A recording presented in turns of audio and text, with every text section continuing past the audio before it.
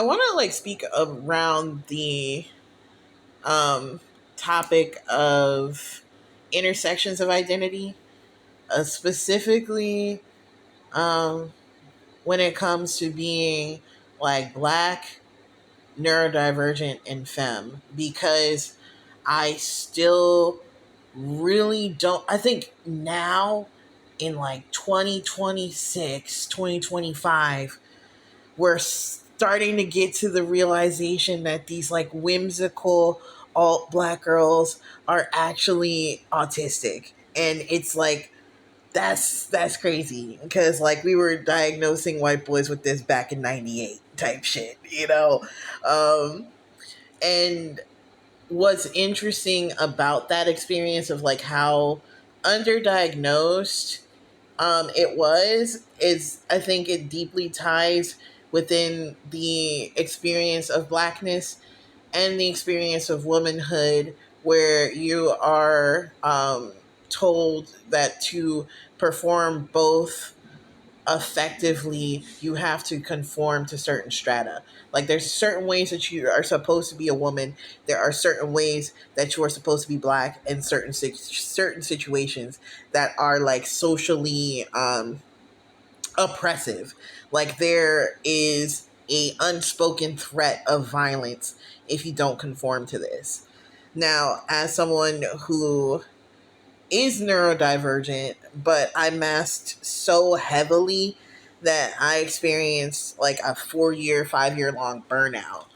Um, it takes a while for me to really fathom that other people didn't have the experience of having a completely separate external self and internal self that weren't like malicious. Whereas, like, in order to not be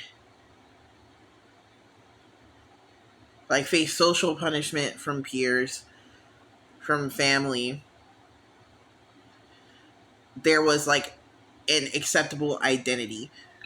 And even within me trying to conform to these acceptable identities, I was very much a failure in being queer, and in being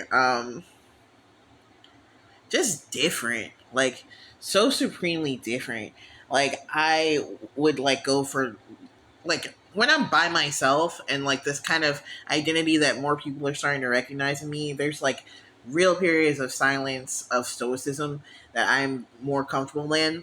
But I knew as a kid I had to be like, oh my god, yes, woo, woo, look at me, ah, oh, ha, ha, ha, I'm so fun, because um, my even as a kid I knew that my baseline level of it makes people uncomfortable. Like I just make people uncomfortable.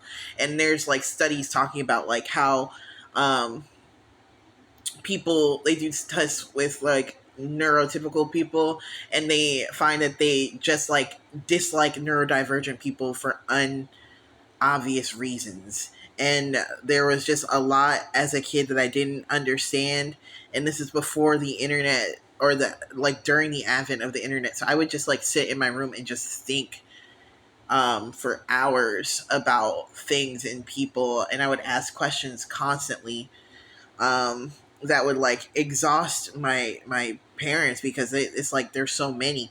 I kind of see like my dad found kind of resources for it because he would like look up like he would like get tons of books of morality, and he had like train sets and tapes and stuff that he kind of went to find like a structure that allowed him to move through the world. But his didn't work as well for me because he was so much older. Like he's about to be like 75. Damn, that's an old man.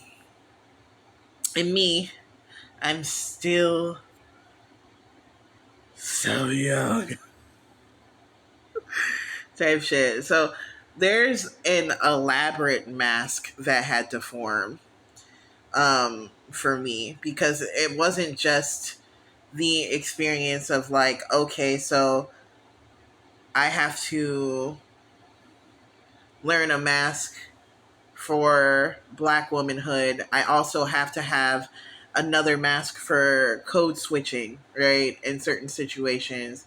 And then there's like a certain mask I have with like um elders and stuff like that. And underneath all these masks is this persistent fear that like if people find out who I really am, that there's going to be grave consequences. And I would like try to tell myself that that was just, like an anxiety until I unmasked and then I lost everything.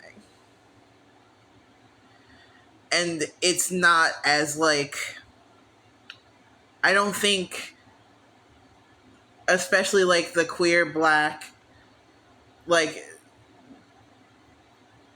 part of the population, there's a lot more to lose when they do not ascribe to social conditioning or they do not understand it. There were a lot of situations now that I like realized that I just did not fundamentally understand at the time. And I'm learning that other people understood those dynamics more intrinsically, or they understood the value of them and were able to navigate them because it made sense to them and it didn't make sense to me. And so I found myself in a lot more dangerous positions more often. And although I did have an opportunity to get an autism diagnosis, I decided against it because I see now how, like, certain conditions they get, like, put on lists and shit. And I intuitively knew that autism would be, like, one of those that would find me in this place of being in danger. Like there is like real danger in existing in my base neurotype, and that gets reaffirmed to me over and over and over again.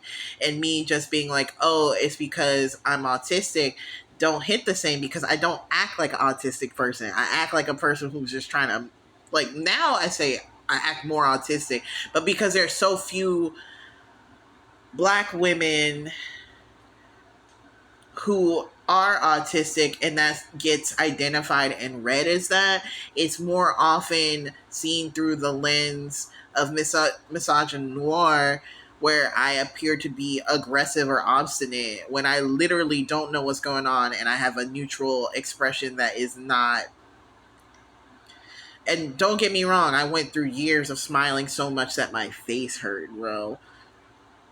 Like every moment was a customer service situation is how it felt to live my life.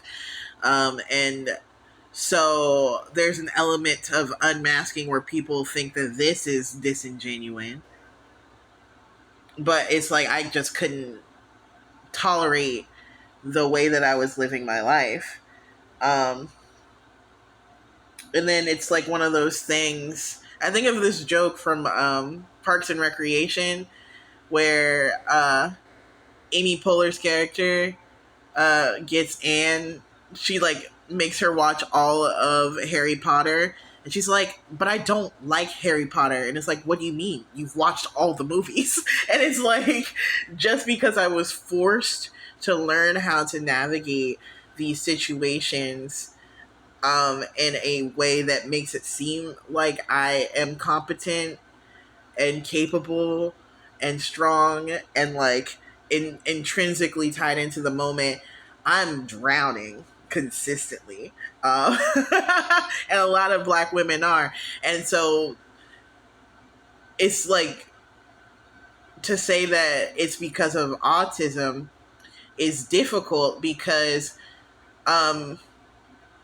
even if we're expressing it, even if we're unmasked, people don't know what that means. People don't know what that looks like. People don't know what that sounds like in a Black lens because the biggest part of being a Black femme is being structurally invisible.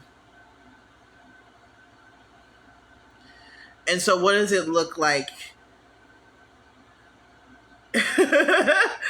to exist in a position of invisibility when you intrinsically don't understand what that means or don't care what it looks like? It looks like a bad bitch, my opinion, but That's just me.